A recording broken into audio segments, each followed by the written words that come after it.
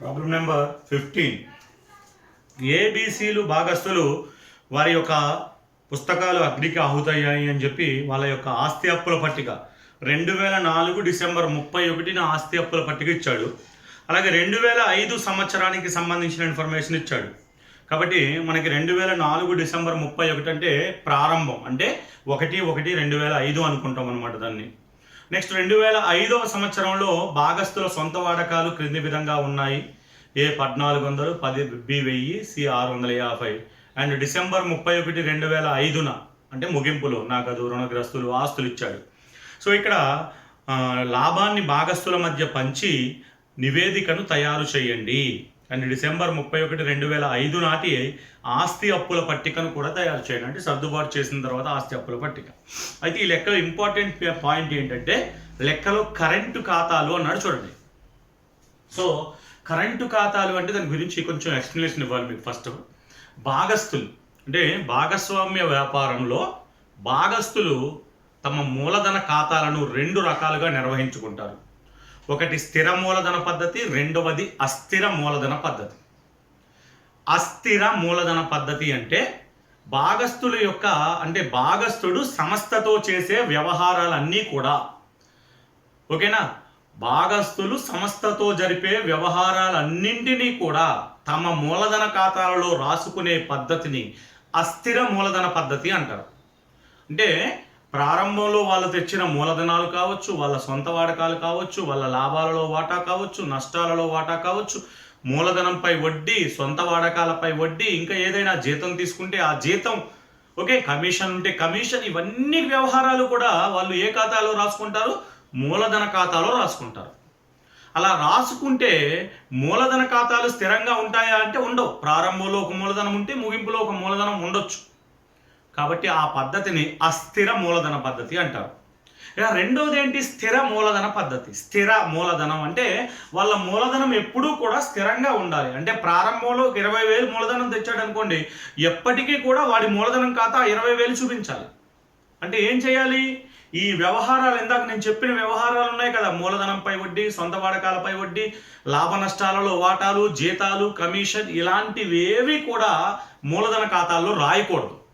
మరి మూలధన ఖాతాల్లో రాయకపోతే ఎలా? అవి భాగస్తులకి సంస్థకి సంబంధించినవి.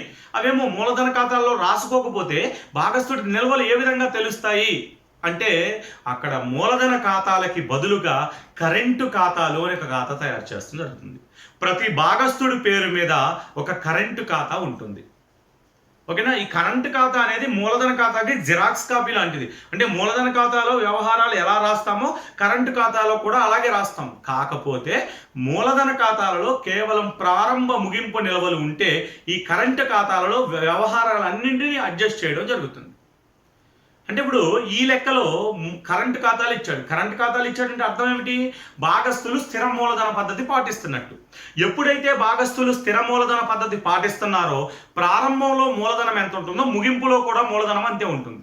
మనకి ఒంటిపద్దు విధానంలో లాభం లేదా నష్టం ఎలా లెక్కిస్తామంటే ముగింపు మూలధనం మైనస్ ప్రారంభ మూలధనం. అంటే ఇంకా వ్యవహారాలు ఉన్నాయి, ఉండొచ్చు, ఉండకపోవచ్చు. మెయిన్గా మీకు స్టార్టింగ్లోనే చెప్పాను, ప్రారంభ మూలధనం మైనస్ ముగింపు మూలధనం, ముగింపు మూలధనం మైనస్ ప్రారంభ మూలధనం ఇజ్ ఈక్వల్ టు లాభము అని. అంటే మనకి ఖచ్చితంగా ముగింపు మూలధనము ప్రారంభ మూలధనము ఉండాలి అని చెప్పాను.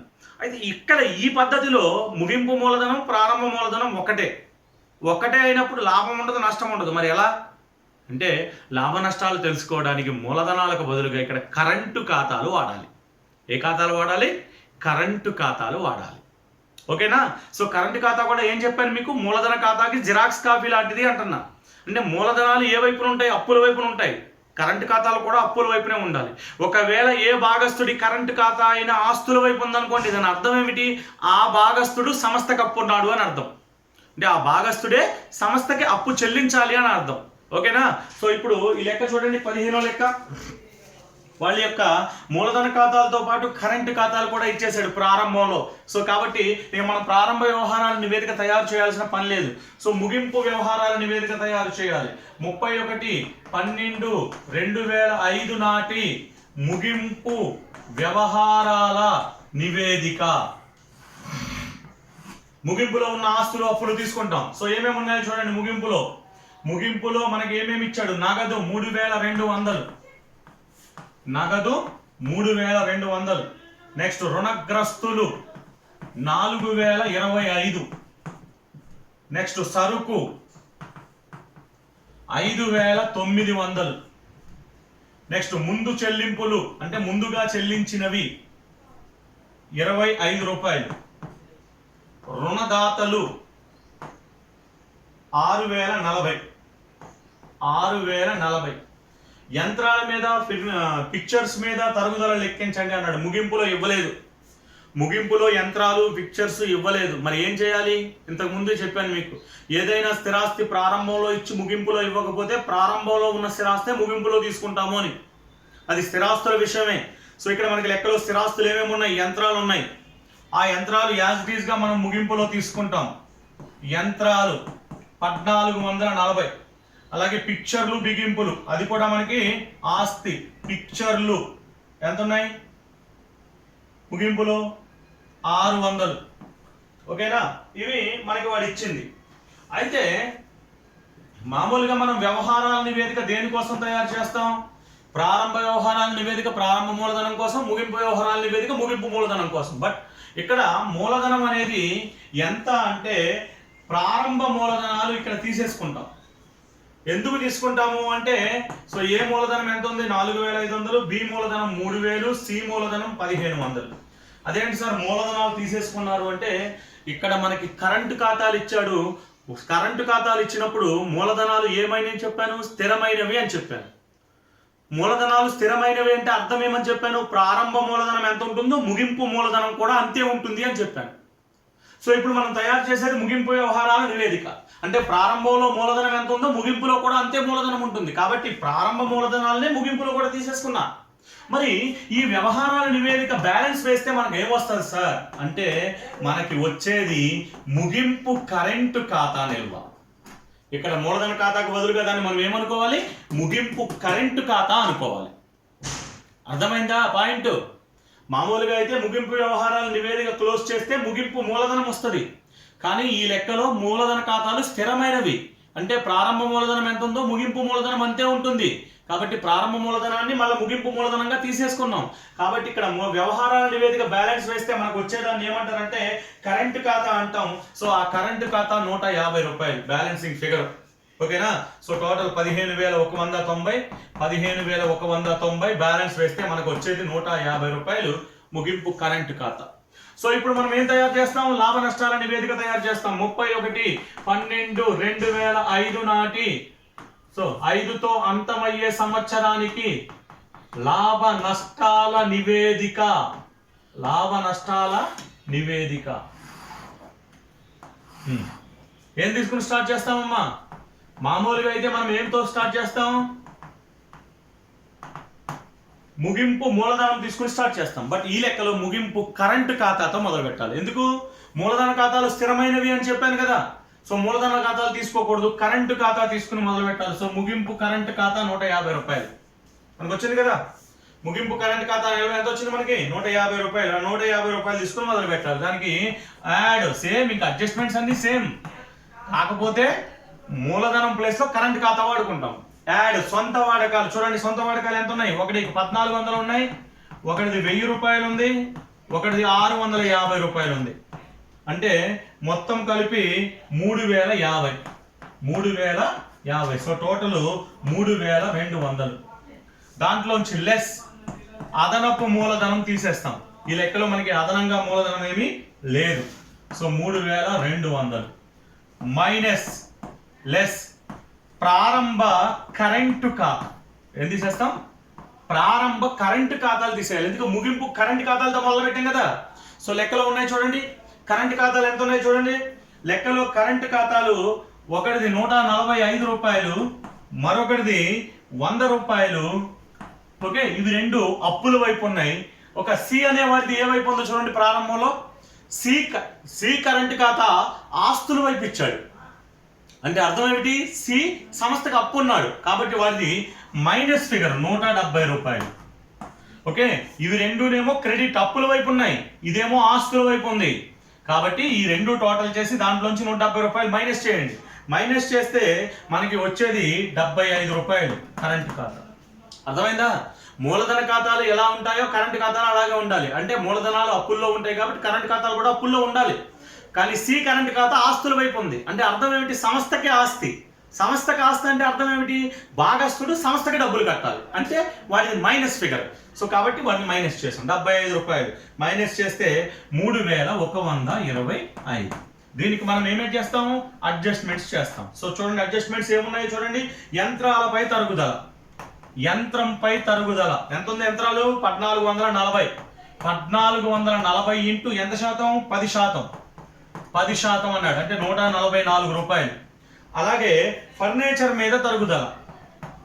ఫర్నిచర్ మీద తరుగుదల ఎంత ఉంది మనకి? ఫర్నిచర్ 600, పిక్చర్స్ ఫర్నిచర్ 600 ఇంటూ 7.5% అన్నాడు. 7.5%. అది ఎంత వస్తుంది అంటే 45 రూపాయలు వస్తుంది. ఎంత?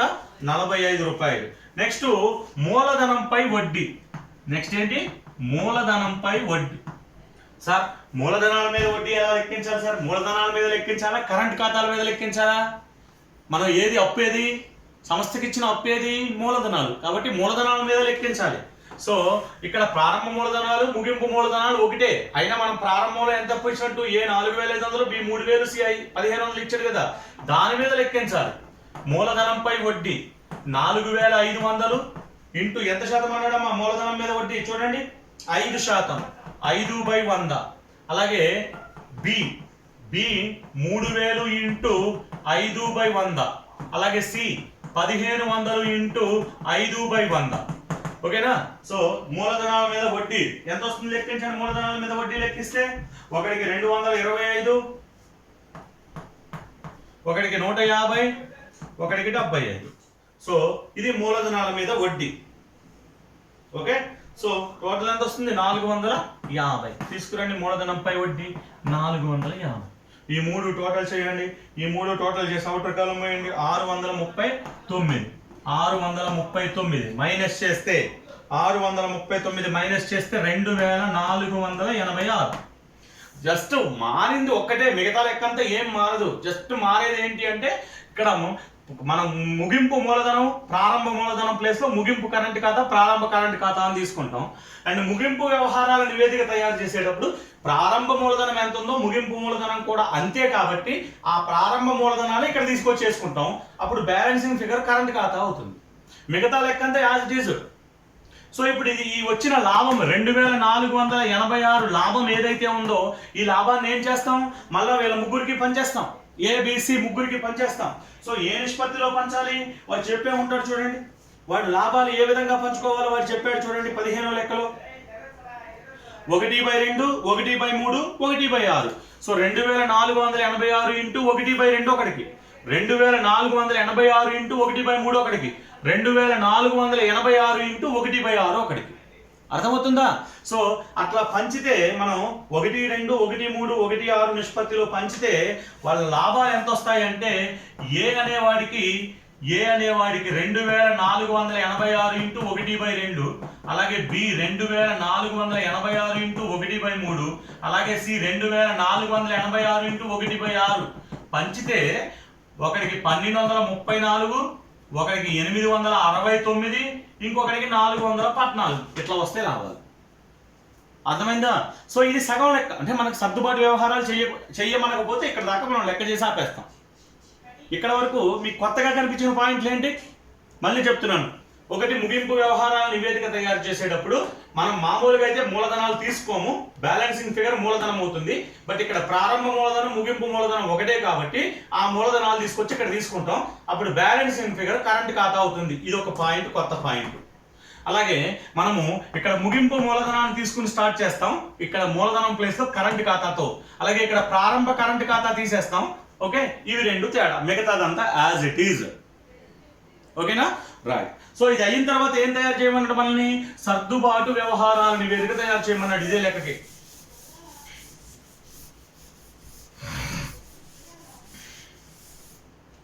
సో ఇదే లెక్కకి ఏం తయారు చేయమన్నాడమ్మా? సర్దుబాటు వ్యవహారాల నివేదిక, ఆస్తి అప్పుల పట్టిక. సర్దుబాటు ఆస్తి అప్పుల పట్టిక 31/12 డేట్ ఎప్పుడు మనకి? 2006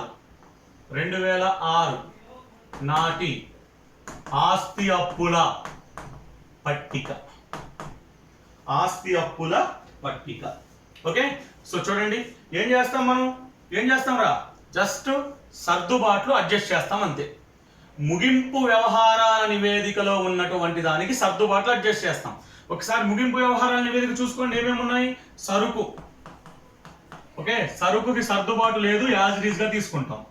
అలాగే రుణగ్రస్తులు, ఓకేనా, రుణగ్రస్తులు దీనికి సర్దుబాటు లేదు, యాజ్ ఇట్ ఈజ్ గా తీసుకుంటాం 4025. అలాగే తర్వాత ఇంకోటి ఏముంది, 5900. ఫస్ట్ది నగదు, సరుకు కాదు, ఫస్ట్ది నగదు. తర్వాత సరుకు 5900. నెక్స్ట్ ముందుగా చెల్లింపు 25 రూపాయలు.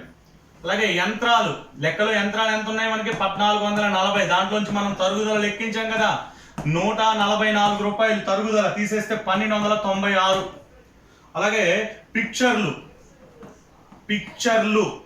ఓకే 600. దాంట్లోంచి మైనస్ తరుగుదల 45 రూపాయలు తీసేస్తే 555 రూపాయలు.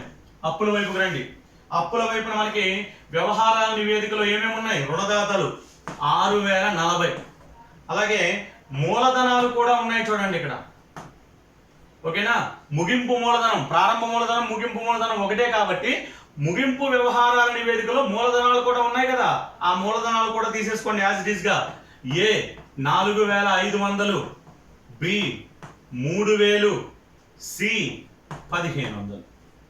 ఓకే, సో ఇక్కడ వరకు ఏం లేదు. మరి సార్ మూలధనాల మీద వడ్డీ ఉంది కదా, అది మూలధనాలకు కలపాలి. లాభాలు వచ్చింది కదా వాటా, దాన్ని మూలధనానికి కలపాలి. మరి ఏం చేయాలి అంటే ఇక్కడ మూలధనాలకు కాదు, మనం దాన్ని కరెంటు ఖాతాలకి అడ్జస్ట్ చేస్తాం. దేనికి అడ్జస్ట్ చేస్తామమ్మా, కరెంటు ఖాతాలకి అడ్జస్ట్ చేస్తాం. గుర్తుపెట్టుకోండి, మామూలుగా అయితే మూలధనాలపై వడ్డీ ప్రారంభ మూలధనానికి కలుపుతాం, సొంత వాడకాలు ప్రారంభ మూలధనంలోంచి తీసేస్తాం, ఓకేనా. లాభాలు ప్రారంభ మూలధనానికి కలుపుతాం, అలా అడ్జస్ట్ చేస్తాం. బట్ ఇక్కడ మూలధన ఖాతాలకి కాకుండా కరెంటు ఖాతాలకు అడ్జస్ట్ చేయాలి. ఏమేమి అడ్జస్ట్ చేయాలి, సొంత వాడకాలపై వడ్డీ, మూలధనంపై వడ్డీ, లాభంలో నష్టంలో వాటా, ఇవన్నీ కరెంటు ఖాతాలకు అడ్జస్ట్ చేయాలి. సో చూడండి ప్రారంభ కరెంటు ఖాతాలు ఎంత ఉన్నాయి చూడండి లెక్కలో. ప్రారంభ కరెంటు ఖాతాలు, కరెంటు ఖాతా సర్దుబాట్లు. సో ప్రారంభ కరెంటు ఖాతా చూడండి రా, ఏబిసి ఎంత ఉన్నాయి. ప్రారంభ కరెంటు ఖాతా ఏ 145 అండ్ బి వచ్చేసి 100, సి 175 రూపాయలు మైనస్.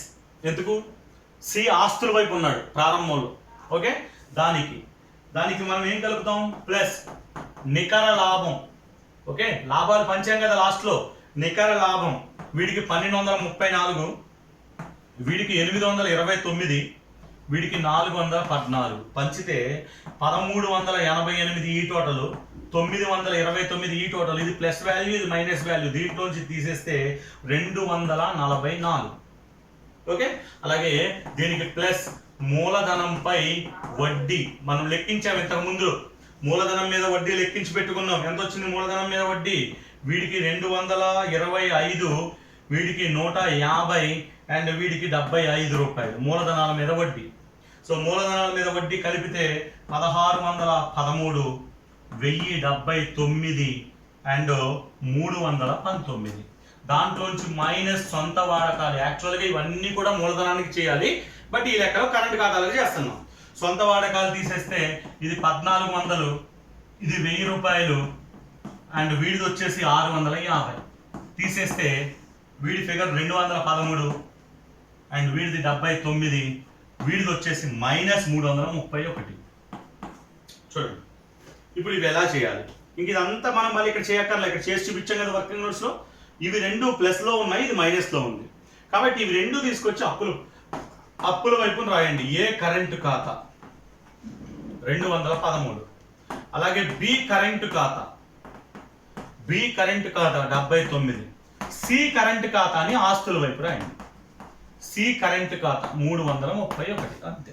టోటల్ చేస్తే మనకి ఆస్తి అప్పుల పట్టిక ట్యాలీ అయిపోతుంది 17332. ఓకేనా? సో జాగ్రత్తగా మీకు పంపిన నోట్స్లో చూసుకోండి జాగ్రత్తగా దీనికి. Okay right, this is answer.